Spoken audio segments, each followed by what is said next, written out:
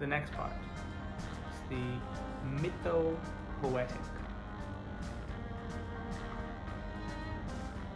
In my opinion, so this is based on more based on Carl Jung's work. Some of it is Freud, but Jung really did a lot of deep work on this part of the unconscious, because the mythopoetic part is definitely related to collective unconscious. I don't think it's related to the personal. Okay, let's find someone to help me translate the next part.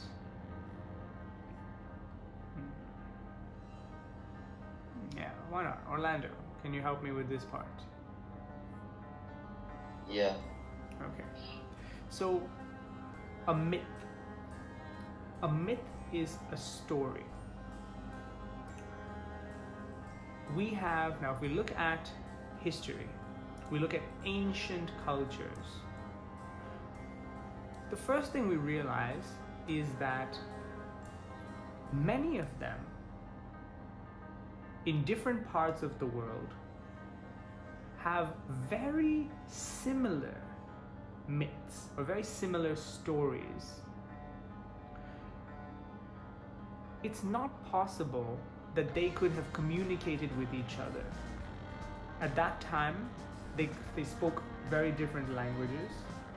At that time, there was no transportation. There was no easy form of transportation. They were separated by continents. They were separated by oceans.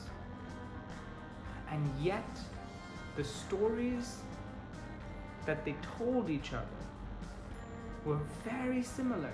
This concept, for example, let's look at one of the oldest myths, this idea of God. How is it possible that every single ancient culture had this idea? Now, some of them were different, right? Some of them had many gods. Some of them had one God.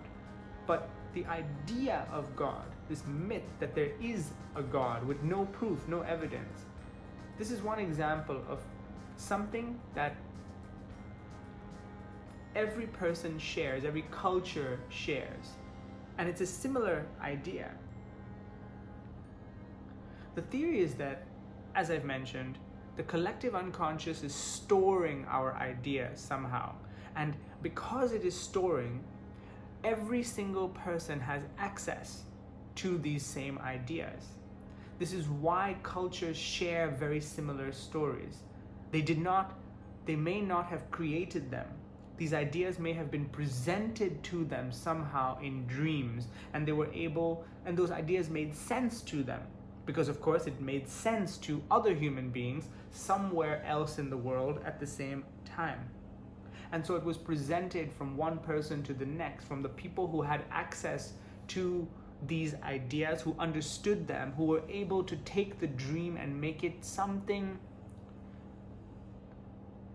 that they could speak about, something they could understand and speak about. They transferred it from one person to the next to the next.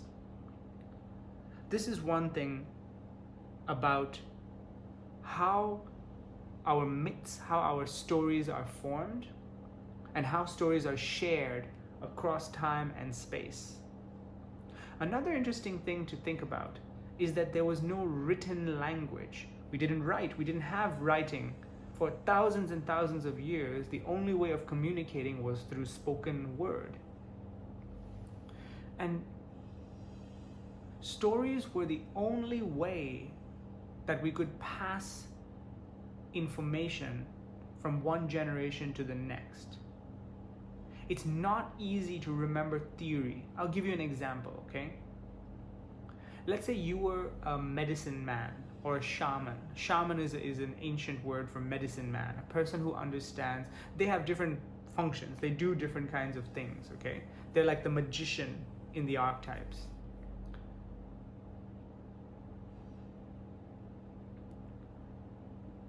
We have not talked about the magician. Anyway, that's next week probably.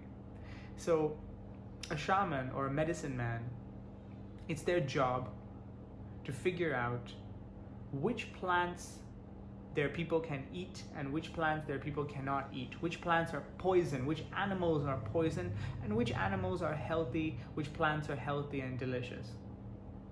That's one thing. The second thing is which plants have medicinal value, which plants will help people when they have different health problems. Now, there's thousands of different plants and different animals. It would be almost impossible to remember every single one of them, especially without writing.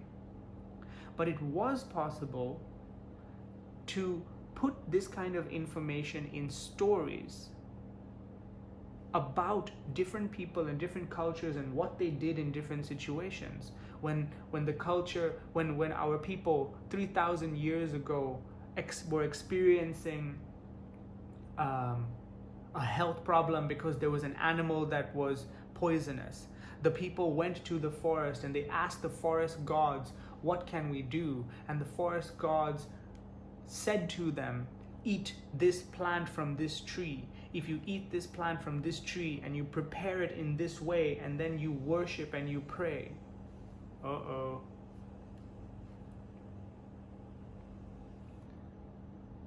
So I'll repeat.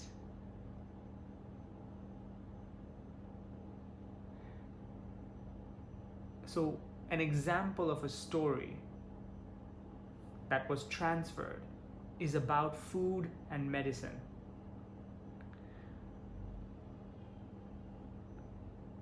An old person.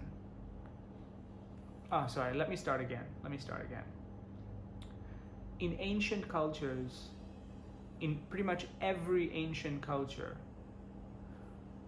we respected old people because they were the ones who knew the most stories. They collected the most stories. They could remember the most about our history, and they were the most knowledgeable. They were the wisest people because they knew the most about how to survive. They remembered stories about when people from their culture hundreds or thousands of years before had problems with certain animals or with certain kinds of poison, and they went to the forest and they prayed to the forest gods, and the forest gods told them, you must take this fruit and this leaf and this plant and you must boil them together to make a special medicine, and you must drink this medicine every day for 5 days, and this is how you will solve this kind of health problem. They would take technical information about medicine and food, and they would blend it with myths, with stories about gods and people and how they were able to use this information. And this is how they passed on information. It was done in stories. It was done from around the fire because there was no TV. The young people and the old people would sit around the fire at night, and the young people would listen to the stories that the old people would say. They would talk about knowledge that they had learned in the form of stories that their parents and their grandparents had told them. They could remember this knowledge because it was in the form of stories. Orlando? 就是他一开始讲的是在古代，然后很多不同地方的人们其实都会有很多相似的，就是有一些相似的传说，就是比如说每个民族都有自己的神，有的地方可能有很多神，有的地方可能只有一个神，但是他们其实本质都是很相似的，就是创造出了神这个概念，然后其实这个是人们通过就是对一个事物的猜想，然后他把自己脑中的东西给储存进去，然后就像之前说做梦那个类似发散那个信号的东西，然后就很多人都可以去，就不同地方的人都有可能会接收到这个信号，然后导致他们会有同样的一个神的概念，然后在那个时候他们是没有手写的文字的，所以说他们是通过故事的方法，然后把这个概念一代一代的传承下去，就是晚上篝火，然后老人们会讲给小孩子听他们那些从古代一直流传至今的故事，然后然后还提到了那个什么鬼药师的概念，就是说会解决各种人类的困难，像是生病了要怎么样用什么什么草什么配方去做秘药，然后后面他就卡了，然后我也没听清，大概就这样。Yeah, I'm done. The first part I was talking about how stories were transferred through collective consciousness, and also stories about medicine and how to survive and what kind of animals to eat and what to do in different situations. Those kinds of stories were transferred through collective consciousness in the form of dreams. So cultures all over the world could have very similar knowledge, and they would tell similar stories. That was the first part. And the second part was about how old people were respected because they were the ones who knew the most stories. They were the ones who possessed the most information, or they were the wisest people. And that's why cultures had to take care of their old people, because otherwise they would lose valuable knowledge about survival before that knowledge was passed down from them to the younger generations. Did you get those two parts? I need to, yeah, I missed a part.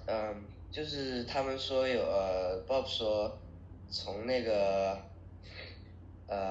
就是一代一代的传承总是会漏一些信息，所以说每个民族里面的老人就是他们是最具有智慧的人，所以说这是为什么民族需要去就是保护他们的老人，然后去拥护他们，爱戴他们，然后因为如果他们不这样做，然后他们就很有可能会失去一些很重要的信息，就是一些从古代然后只有老人知道的信息。Yeah, I'm finished. Okay, all right, let's continue. So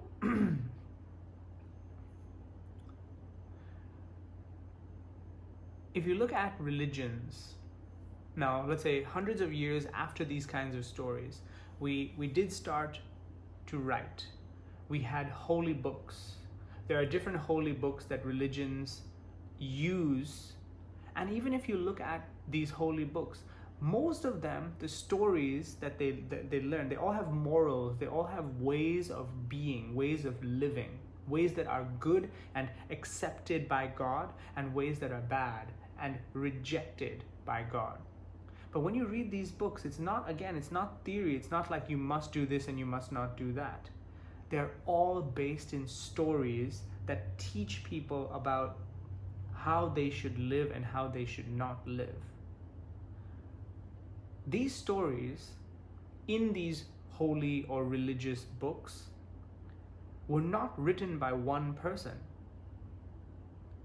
They were collected over hundreds of years by many different people, and then they were compiled, they were joined together into these books.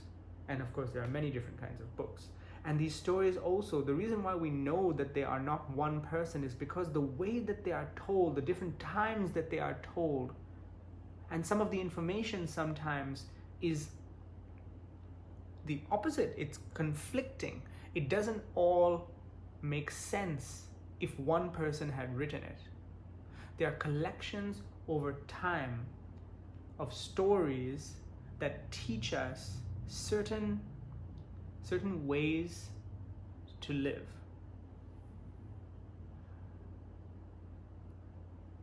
Orlando.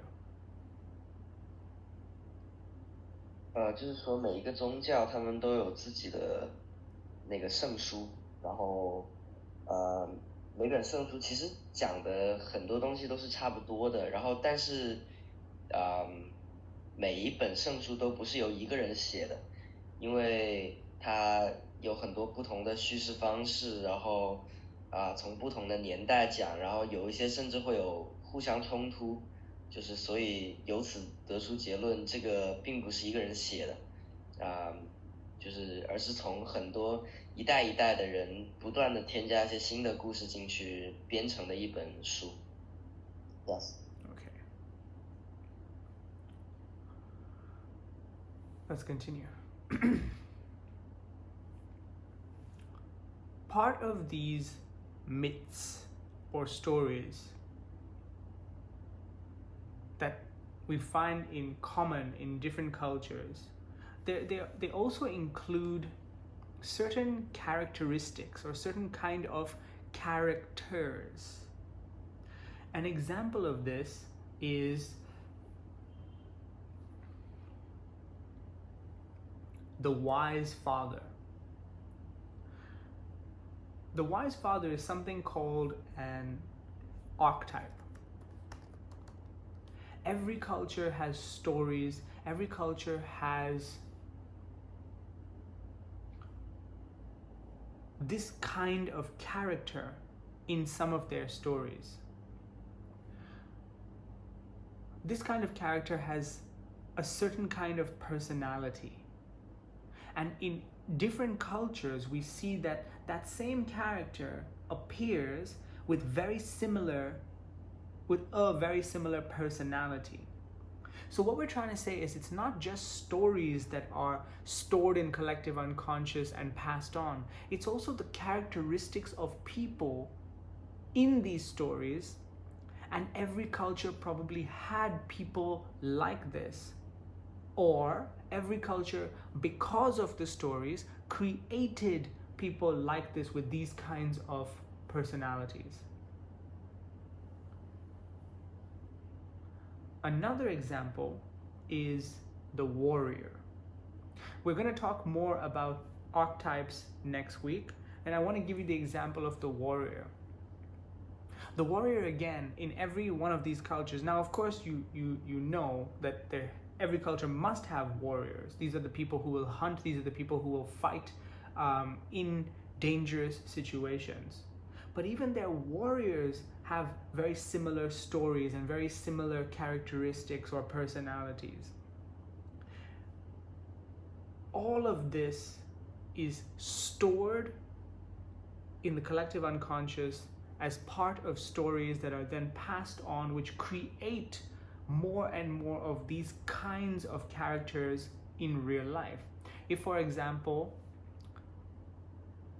the older generation are sitting around the fire and they're telling the young people stories about warriors and about wise old men, what they are doing is they are teaching as well, they're teaching the young generation that this is a way of being. This is the kind of characteristics you will need in order to survive in different kinds of situations. These are the kind of people we need in our culture. Otherwise, we will not survive.